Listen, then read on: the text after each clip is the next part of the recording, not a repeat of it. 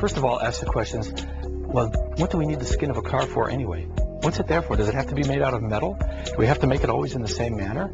Or is it there for different purposes than we thought? In reality, the aspects of crash and stiffness and ride handling can be handled in a space frame type vehicle entirely without the skin. And therefore, to go away from a metal skin and to have a skin that offers different capabilities, can move, can do things that a fixed rigid structure couldn't do, can be lighter, made out of materials which require less energy to make them. That's something that the GINA Light model brings as a question.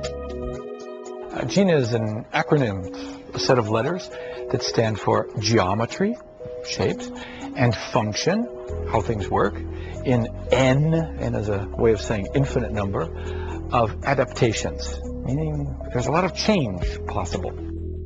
This started a whole chain of ideas within the company here that GINA became not just a model that became a shape or just about cloth as a skin. It became about a thinking process, a philosophy that said, let's do things differently. Let's let materials talk in a different manner. And let's let tooling be a different issue instead of just the way to give us form. Well, one nice thing about GINA is the materials kind of lead the way. It doesn't take very much, and you get an idea exactly what this car is going to be like.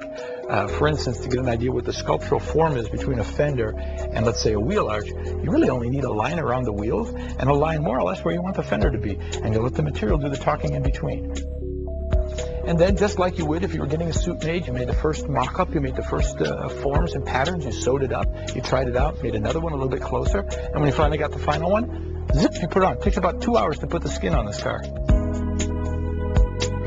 Emotion is really the added value to this. I mean, one way is saying you get better function or you get better alternative ways of doing things. But really, we want to achieve a higher emotional plane out of this. And then finally, and I think this is to me one of the most important things, and that is the level of humanistic content that we can bring with GINA in. GINA should be about the human in the loop, the human way of doing things. The GINA philosophy, in its short form, is about being flexible.